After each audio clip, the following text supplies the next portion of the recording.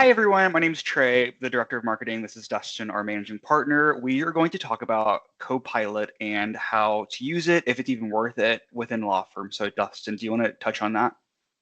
Yeah, so internally at Clear Guidance, we've been using it for right about a year. Myself, our CIO, Sarah Ellis, a couple other folks. It's been not mind-blowing, just from a pure nerd standpoint and all the crazy stuff. Like ChatGPT normally ends up being a lot cooler, but Copilot's there. It's supposed to be like the corporate boring version of ChatGPT, right? It's productive. It's not like you make crazy images, stuff like that.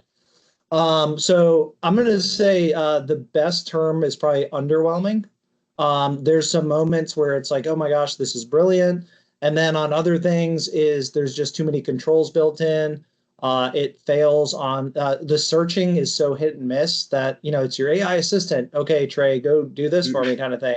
You can have Copilot do a lot of it supposedly, but you'll ask it the same question in three slightly different ways, and two of them it'll fail. One of them it works, but there's not a consistent nuance to the way you have to speak to it always. It's just one of those of go find me the bonus structure of whatever. And I actually did this the other day, and it came back and said, that's classified information. I would hope as a managing partner and somebody who has access to payroll that like I would have access to that.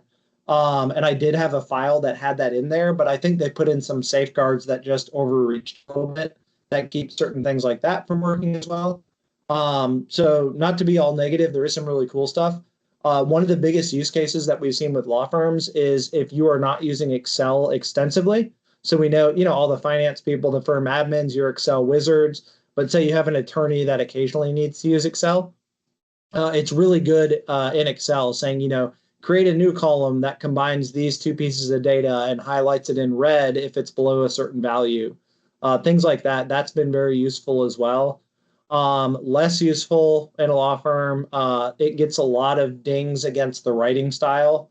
It did not go to law school. It is not an excellent writer. So we've seen a lot of, I'm going to say complaining around that of, I put it in, I asked it to draft something. It is not a drafting tool. It does decent on summaries.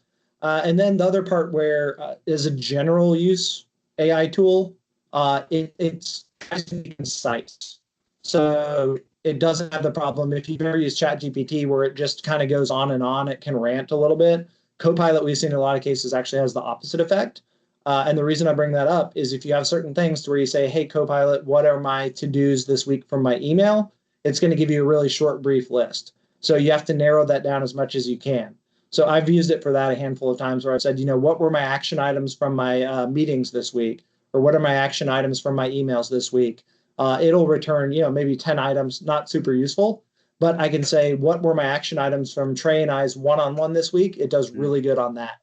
So the more narrow you're able to make it whenever you're asking it questions, the better it does. So that part of it's super useful as well. The biggest piece out of it that we've seen universally, so we have several firms that are kind of doing a pilot program with it.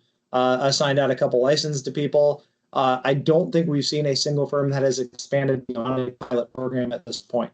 So that kind of gives you an idea. The other side of that, though, is we also haven't seen any firms, I don't think, cancel the pilot program. So it's like, okay, there's a small niche use case there. Great. The one piece that everybody does love, though, pretty much universally, is whenever you're doing a Teams meeting like this, right, is you can have it do transcription and it will do some excellent summarization, action items. It doesn't work as well whenever everyone is in the same room, but whenever we're all here and it can take that audio input, it can take the transcript. It will also say things, Trey brought up blah, blah, blah. And then at that point, oh man, we should have turned on Copilot for this and we could have pasted it as part of the video. We'll do that next time. Yeah. But it'll say, here's the action items. Trey talked about this. Dustin talked about this.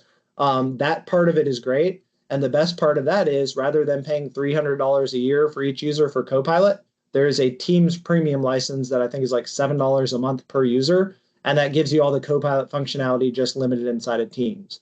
So that's what we're seeing. A lot of people are saying, oh yeah, a lot of firms, hey, we love this. We would like to use this part of it and moving forward with Teams premium licenses. So much like Copilot or ChatGPT rather, I think I went a little bit long-winded and ranty on this. That's our kind of December 2024. What are we seeing with the use of Copilot inside of law firms? and it's still consistently on the smaller mid-sized firms, pretty consistently, it's just a niche use case still.